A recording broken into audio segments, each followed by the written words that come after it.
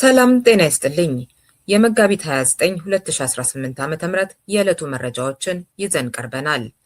የጄኔራል ታደሰ ወረደ የሥራ ሪፖርት ማቅረብ፣ የአምባሳደር ቆንጅት ስነ ጊዮርጊስን ህልፈትና የኢራን ጦርነትን በተመለከተ ዕለታዊ መረጃዎችን ይዘናል። ተከታተሉን።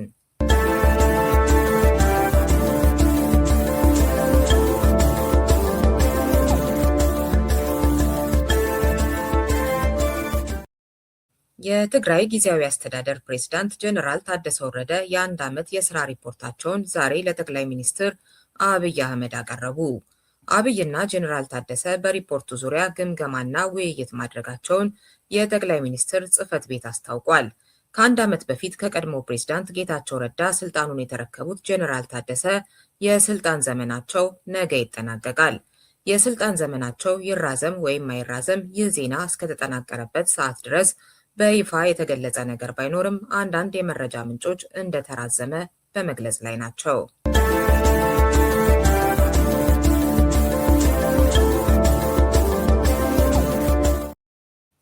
አንጋፋዋ ዲፕሎማት አምባሳደር ቆንጅት ስነ ጊዮርጊስ በሕክምና ሲረዱ ቆይተው ዛሬ መጋቢት 29 2018 ዓ.ም በሞት መለየታቸው ተሰምቷል።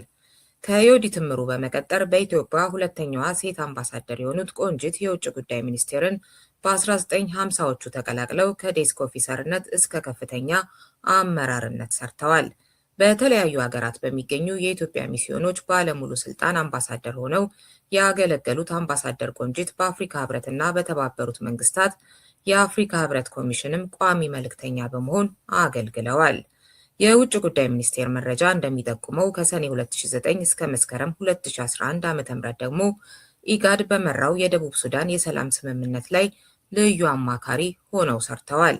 ለበርካታ ኢትዮጵያውያን ሴት ዲፕሎማቶች መንገድ የጠረጉት አምባሳደር ቆንጅት ባለፉት ጥቂት ዓመታት ደግሞ ከአምባሳደር ታደለች ኃይለሚካኤል ጋር በመሆን የአፍሪካ ሴቶች ሰላምና ደህንነት ተቋምን በመመስረት እስከ ህልፈተ ህይወታቸው ድረስ በአመራርነት ቆይተዋል። የአምባሳደሯን ህልፈት ተከትሎ የአፍሪካ ህብረት ኮሚሽን ሊቀመንበር ማህሙድ አሊ ዩሱፍ በኢትዮጵያ የውጭ ግንኙነት አገልግሎት ፈርቀዳጅና ህይወታቸውን ለሀገራቸውና ለአህጉሪቱ አገልግሎት የሰጡ ጽኑ ፓን አፍሪካኒስት ሲሉ ገልጸዋቸዋል። ጠቅላይ ሚኒስትር አብይ አህመድ በበኩላቸው አምባሳደር ቆንጅትን ለህግ፣ ለአሰራር፣ ለፕሮቶኮልና ለኢትዮጵያ ጥቅሞች በነበራቸው የጸና አቋም እናስታውሳቸዋለን። ከእርሳቸው በኋላ አያሌ ሴት ዲፕሎማቶች በመስኩ እንዲሰማሩ መንገዱን አስፍተዋል ብለዋል።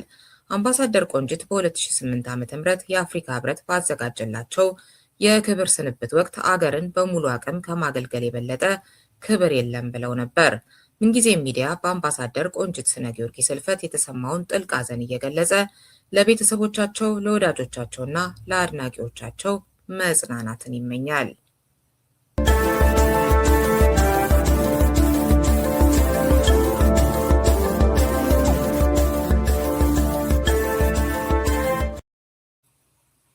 የአሜሪካ ፕሬዝዳንት ዶናልድ ትራምፕ ኢራን የቀረበላትን ቅድመ ሁኔታ ተቀብላ ተግባራዊ የማታደርግ ከሆነ ሙሉ ስልጣኔዋ ዛሬ ሌሊት ይሞታል ሲሉ አስጠነቀቁ።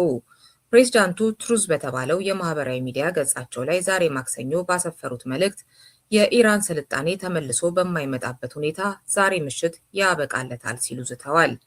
ብዙም ጽንፈኛ ያልሆኑ የበላይነትን ይይዛሉ፣ ምናልባትም የሚያስደንቅ ለውጥ ሊመጣ ይችላል፣ ማን ያውቃል በሚል ጥያቄ ያዘለ አስተያየታቸው የስርዓት ለውጥን ጠቆም አድርገዋል።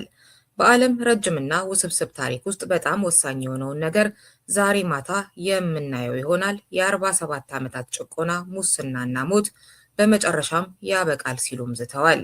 ዛቻውን ተከትሎ የኢራን መንግስት ከአሜሪካ ጋር ሲያደርግ የነበረውን ማንኛውንም አይነት ዲፕሎማሲያዊ እንዲሁም ቀጥተኛ ያልሆኑ ግንኙነቶችን ሙሉ በሙሉ ማቋረጡን ቴህራን ታይምስ ዘግቧል።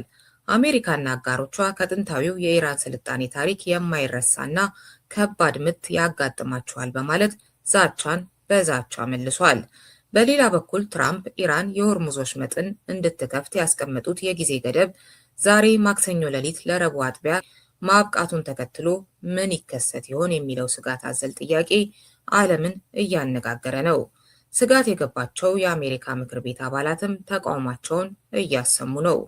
ከነዚህ ውስጥ አንዱ የሆኑት የዲሞክራቲክ ፓርቲ መሪው ሃኪም ጄፍሪስ ምክር ቤቱ ትራምፕ በግዴለሽነት የገባበት የኢራን ጦርነት ወደ ሶስተኛው የዓለም ጦርነት ሳያስገባን በፊት ማስቆም አለበት ሲሉ አስጠንቅቀዋል። የምክር ቤት አባሉ ጄሰን ክሮው የአንድን አገር ስልጣኔ ለማጥፋት መዛት የጦር ወንጀል ነው፣ በተደጋጋሚ እንዳልኩት ጦር ሰራዊታችን ሕጋዊ ትዕዛዞችን ብቻ ነው መከተል ያለበት፣ መልካም ሕሊና ያላቸው ሁሉም አሜሪካውያን ይህንን ድርጊት መቃወም አለባቸው ሲሉ ጥሪ ማቅረባቸውንና ሌላኛው የምክር ቤት አባል ጂም ማክጋቨር ደግሞ ይህ የለየለት ክፋት ነው፣ የአሜሪካ ፕሬዝዳንት የጦር ወንጀል ለመፈጸም የሚሰነዝረው የዘር ማጥፋት ዛቻ በፌዴራልና በዓለም አቀፍ ሕግ ወንጀል ነው በማለት ፕሬዝዳንቱን መንቀፋቸውን ቢቢሲ ዘግቧል።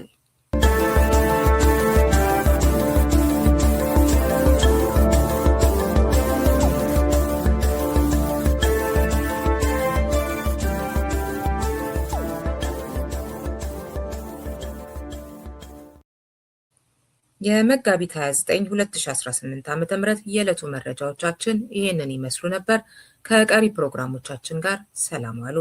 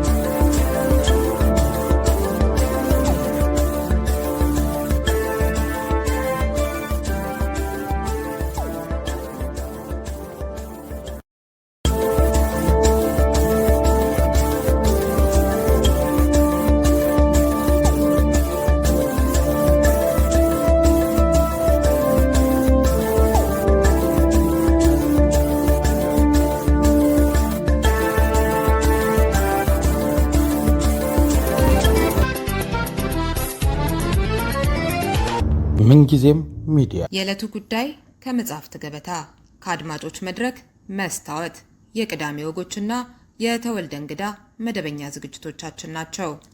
703 475 6309 ስልካችን፣ ምንጊዜም ሚዲያ @gmail.com የኢሜል አድራሻችን ነው።